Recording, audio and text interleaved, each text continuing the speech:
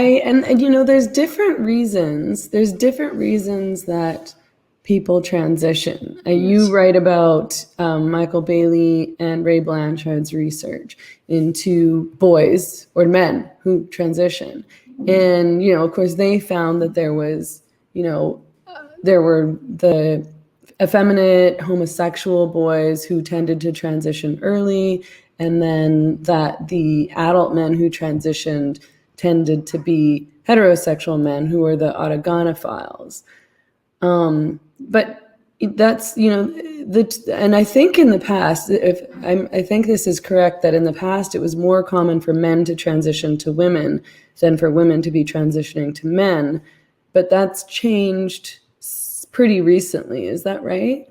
Yeah. So in general, when societies allow people to move out of the category that they are supposed to be in, I put supposed to be in inverted commas, it's the dominant group that's allowed to identify out. So black people can't identify as white. I mean, talking in a racist society here, you can't identify out of slavery, but there will be nothing stopping you going the other direction. You probably wouldn't want to because it's miserable, but there's nothing stopping you.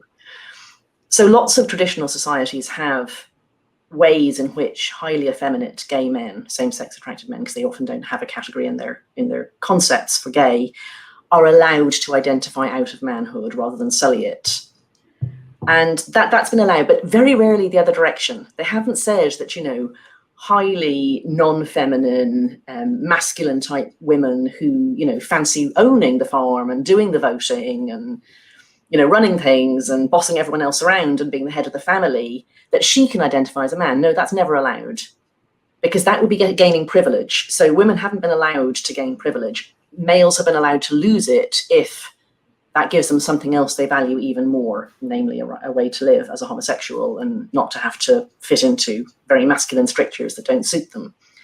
So that's why traditionally, you know, you would expect to see, if it was just a question of, you know, homosexual people in societies that don't have a concept of gay, you would expect it to go both ways, but actually it can only go one way, because you're not allowed to identify into privilege. I mean, all women would have identified into privilege if they were allowed.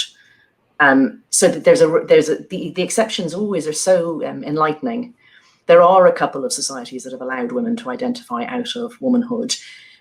Albania was one, and it was because those are societies where children are promised in marriage, in particular girls are promised very young in marriage, and also places where they have blood feuds, where brothers have to kill, you know, to maintain honor, and also places where they're highly just only the sons inherit.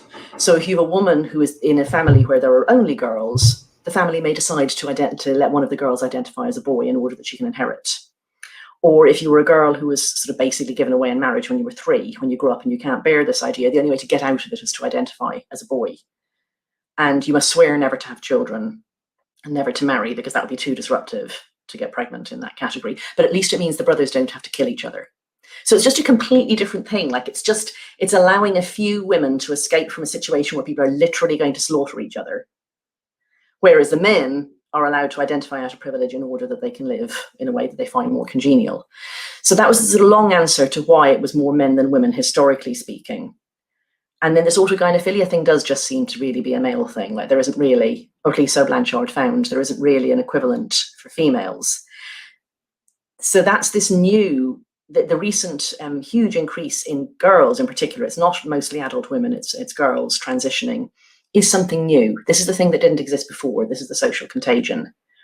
So often these girls are heterosexual, loads of autistic or autistic spectrum disorder kids, kids who would otherwise have been, you know, eating disorders, kids who have experienced abuse or neglect and who find in this an identity that they can fit into, and just like some quite ordinary kids who had the bad luck to be on Tumblr around 2015. Where, you know, everybody was pushing this message, you know, have you interrogated your gender? What is your gender? Have you thought about your gender? And anyone can make themselves feel diseased if they think too hard in a ruminative manner. And, you know, if you start to think like, does my head hurt? And you think it and you keep thinking it, your head will start to hurt. It really will. So it's a bit like that. You start to get this idea like, oh God, maybe my gender isn't, maybe I'm not cis after all. Like, oh, could I be agender? Could I be, you know? So it suggests selling the identity. Yeah, so historically it could only work one way. by and large, from male to female. And recently it's this social contagion. And it turns out that if you give girls a chance to identify out of being a girl, it seems like rather a lot of them want to do it. I wonder why. Yeah, and I mean, I think a lot of it has to do with. I mean, there's a number of issues because I know that it's connected to girls going through puberty and then beginning to experience sexual harassment, and adult men are staring at them and commenting. In some cases they're being molested or sexually abused, and so to me it does make sense that they would want to sort of escape from what they see as, they see it as their body's fault. They start to develop women's bodies, and then all these terrible things begin to happen to them. And then, of course, there's the issue of young lesbians who are feeling different than, the other girls, are different than how perhaps they feel they should feel. And they're offered this supposed solution, which is, it's still not a popular thing to be a lesbian. It's not cool to be a lesbian. And, gay and lesbian kids, as in proto-gay and proto-lesbian kids, the ones who are destined to announce to the world at some point that that's who they are, they don't know that themselves, but they often do know that they're different. And on average, they have quite gender non-conforming tastes. So you can see if people are explaining to a 3 or 4 or 6 or 7-year-old kid that what makes you a girl is, liking pink and all this bullshit, you can totally imagine the sorts of things. And he thinks that I like all of those things. And I do feel like I'm different. I don't really feel like I'm very like the other boys, and they don't know why. Their body hasn't told them yet. Well, I mean, they've just been told the answer by the people they trust, their teachers and doctors, and maybe their parents as well, because their parents think that it's the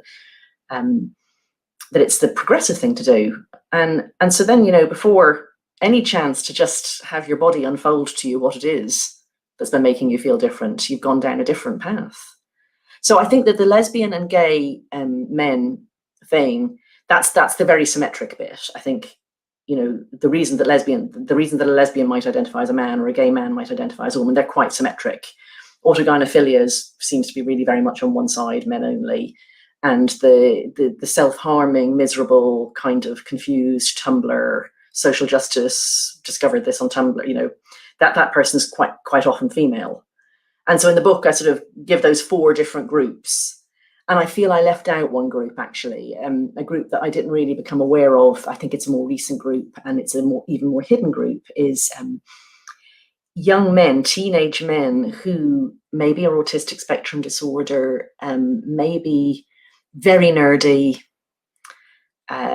socially awkward kids, play too many computer games, find the idea maybe of presenting as a girl or a woman kind of exciting because they aren't actually talking to any girls and women very much except their mums maybe. And we don't even know who these people are really, because even the talk about detransitioners, and as you know, if you try to talk about detransition, that's in itself meant to be transphobic. But the ones we do talk about are girls. We hardly ever hear about the boy detransitioners, but there are some. And I feel that's a gap in my book. I think that needs to be written about more. And there are people who are starting to write. There were very good articles in Quillette, I don't know if you saw them, a series about boys who identify as girls and why they do that. And, heterosexual boys, I mean, and not boys who had been particularly effeminate, and not boys that, as far as we can tell, are autogynephile, although you wouldn't necessarily know. Yeah, so there's a whole thing there. It's like an internet-created disease, which we know exists.